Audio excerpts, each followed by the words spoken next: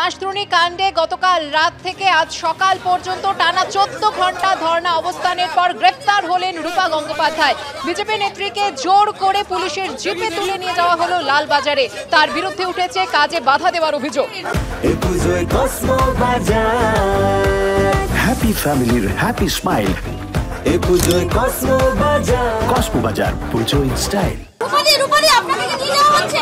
আপনাকে কি গ্রেফতার করা হচ্ছে? কি বলছে? যেতে দিন।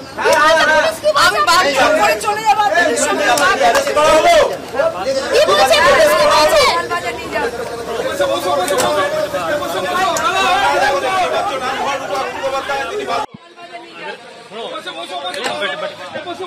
সুকন্যা, দেখো দেখতেই পাচ্ছ রাতভর রূপা গঙ্গোপাধ্যায় তিনি বাঁশদ্রোণী থানায় বসেছিলেন এবং এই মুহূর্তে তাকে গ্রেফতার করা হচ্ছে বলে পুলিশ জানাচ্ছে। রূপা গাঙ্গুলিকে কি অ্যারেস্ট করা হচ্ছে? এই মেয়েটা অর্ডিনারি। হ্যাঁ, রূপা গাঙ্গুলিকে অ্যারেস্ট করা হচ্ছে। কি অভিযোগে অ্যারেস্ট করা হলো সব বলে দিচ্ছি। রূপা গঙ্গোপাধ্যায়কে এই মুহূর্তে নিয়ে যাওয়া হচ্ছে। দিদি কি বলবেন? আপনাকে অ্যারেস্ট করা হলো। রূপাদি কি বলবেন? मेरा बैग छोड़ के नहीं थाना है। দিদি কি হলো? দিদি কি হলো? আমাকে অ্যারেস্ট করবে। আমার ব্যাগগুলো রয়ে গেছে থানা। টাকা রয়েছে, ব্যাগ থানা রয়ে গেছে। রূপা গঙ্গোপাধ্যায় তিনি রাতভর বসেছিলেন এবং তার যেটা বক্তব্য ছিল যে গতকাল বাঁশদ্রোণী এই ঘটনায় যারা প্রতিবাদ করেছিলেন তাদের বেশ কয়েকজনকে পুলিশ গ্রেপ্তার করেছে। তাদের মধ্যে একজন বিজেপির মহিলা কর্মী রয়েছেন এবং তার প্রতিবাদেই তিনি বাঁশদ্রোণী থানায় অবস্থান করছিলেন গতকাল রাত থেকে। এবং এই মুহূর্তে প্রায় 14 ঘন্টার মাথায় দেখা যাচ্ছে রূপা গঙ্গোপাধ্যায়কে এখান থেকে গ্রেপ্তার করে নিয়ে যাওয়া হচ্ছে। এবং আমরা দেখলাম বাঁশদ্রোণী থানায় তিনি যখন বসেছিলেন গতকাল রাত থেকে আজকে সকাল পর্যন্ত বারবার তিনি কিন্তু যে দাবি জানাচ্ছিলেন যে এই ঘটনায় যে ঘাতক পেলোডার তার চালক তাকে পুলিশ এখনো গ্রেপ্তার করতে পারলো না, কিন্তু যারা প্রতিবাদ করেছিলেন তাদেরকে গ্রেপ্তার করা হচ্ছে, তাদের বিরুদ্ধে কঠোর ধারায় মামলা রুজু করা হয়েছে। একটু জানতে চাইবো রূপা গঙ্গোপাধ্যায় কি নক্কারজনক আচরণ। বাথরুমে যেতে চাইছিলেন আমাদের এক্স সাংসদ মাননীয়া রূপা গাঙ্গুলি। গতকাল রাত থেকে আমরা বাঁশদ্রোণী থানায় রয়েছি।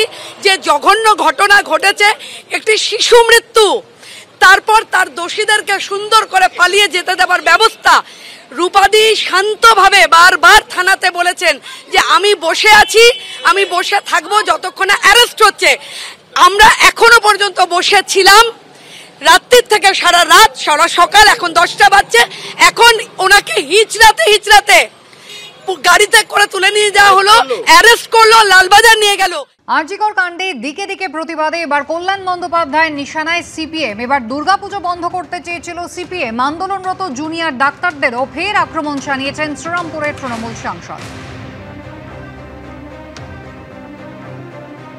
বিচারের নামে দুর্গাপুজো বন্ধ করে দিয়ে গরিব মানুষের পেটে লাথি মারার বিচার, এই বিচার আমরা চাই না, এটা অবিচার। সেই কর্মবিদ্বেষী যারা, সেই সিপিএম পার্টি যারা পার্টির লোকেরা থাকে, তারা দুর্গাপুজো নিয়ে তাদের কোনো ইনভলভমেন্ট নেই, তারা দুর্গাপুজো বন্ধ করতে চাইবে। মানুষের পরিষেবা দিয়ে না দিয়ে দূরে দাঁড়িয়ে থেকে বিপ্লব আন্দোলন হয় না। মানুষ যদি জাগ্রত হবে, মানুষের বিরুদ্ধে যে আন্দোলন, মানুষের পরিষেবা বন্ধ করে দেওয়ার জন্য যে আন্দোলন, সেই আন্দোলন কখনো সার্থকতায় রূপান্তরিত হতে পারে না। এটা অসম্ভব ব্যাপার।